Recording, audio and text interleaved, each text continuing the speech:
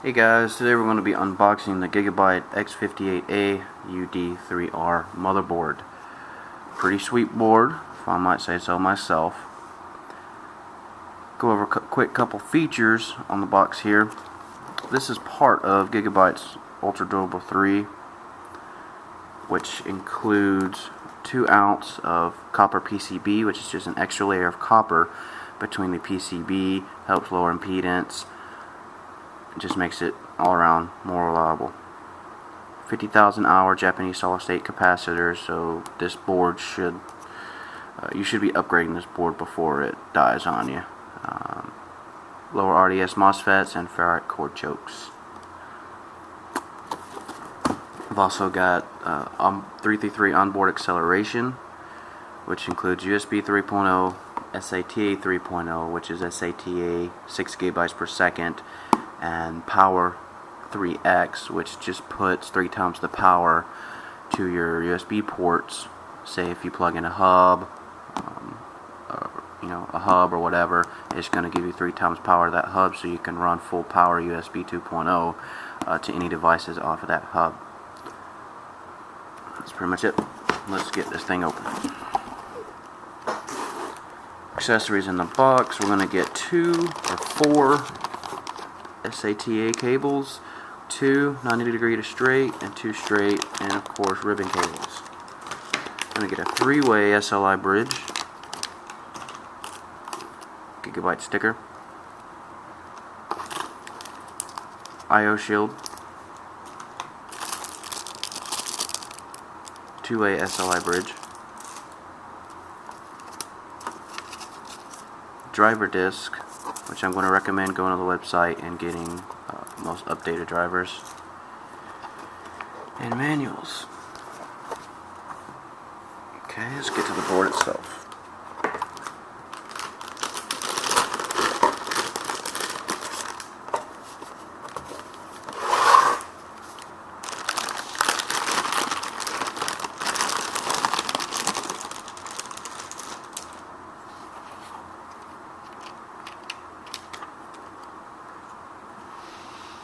There she is in all her glory.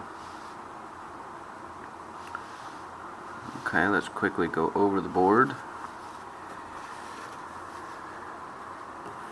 Back panel, we're going to get Realtek ALC 889 HD Auto 7.1. Ethernet, 2 USB 3.0 ports, 2 USB 2.0 ports, 2 more USB 2.0 ports, and these double as SATA 3 gigabytes per second and USB ports 2.0. Mini, FireWire, clear CMOS, SBDIF out, optical, coaxial, and PS2 connections. Of course, 1366 i7 socket. One thing to note is this is actually a revision 2 board, which you can see right there. And one of the main features is this one has 16-phase power as opposed to the 8-phase power on the 1.0, which is going to give you more stable overclocking, because it's going to give you more stable power to the processor. Triple channel DDR3 memory, 2200 overclock, 1333, 1066, and 800 all supported by this board. We're going to get our power connector, main 16 pin, and then we've got our SATA ports. And one thing to note on these, or a couple things to note, these 6 here are controlled by your Southbridge ICH10R chip, and which are 3 gigabytes per second. Then you've got 2 6 gigabytes per second, which is controlled by Marvel 9128 chip, and then you've got 2 more 3 gigabytes per second, which is controlled by your SATA, or the Gigabyte SATA 2 chip. Why they decided to include 2 more on here at 3 gigabytes per second, I'll have no idea, because you're never going to use these, because they're slower.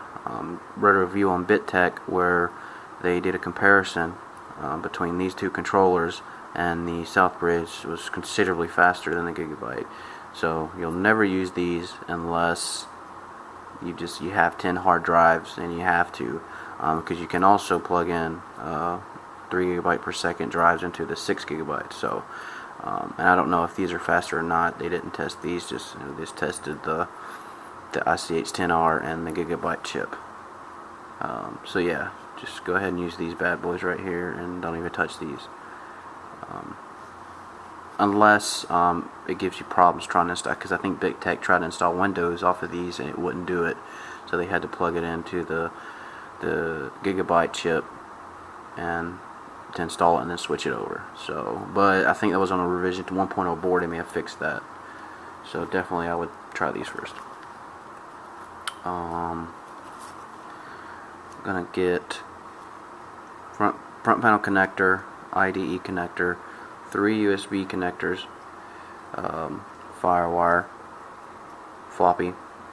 Then we're going to get 4 PCI Express 2.0 slots here. And the way these are going to work is going to be 16 and 16, and then 8 and 8.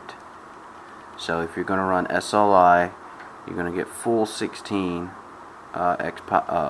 X lanes, 16 lanes on these 2 slots.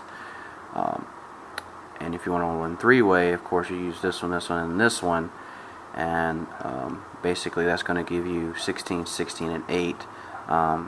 Because what happens is when you plug a card into this slot, it's going to borrow 8 from this one. So that's actually going to 16, 8, 8, not 16, 16, 8. Same goes for this one. You plug a card in this one, it's going to borrow 8 from this, making these 2 8. So just stick to these 3 for your SLI. And that's it for that. We got our regular PCI slot and then 2 1X slots, which if you can see here how close this is to the heat sink here, you're only going to be able to install a slot, a small card in here. And that is pretty much it.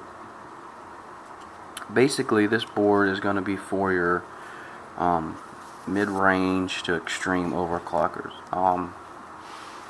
It's got all the right features in all the right places, and when comparing this to its bigger brother, the UD7, the only real differences is 3 main differences that I can see. Is the UD7 has 24 phase power.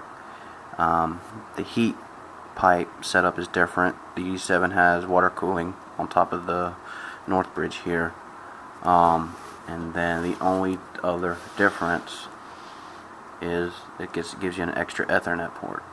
So there's no reason to spend over $100 more for a UD7, you know, of course, unless you just and if you're going water cooling, if you're going to water cool the whole board, then I would say go to the UD7, because like I said, it comes with water cooling built in, but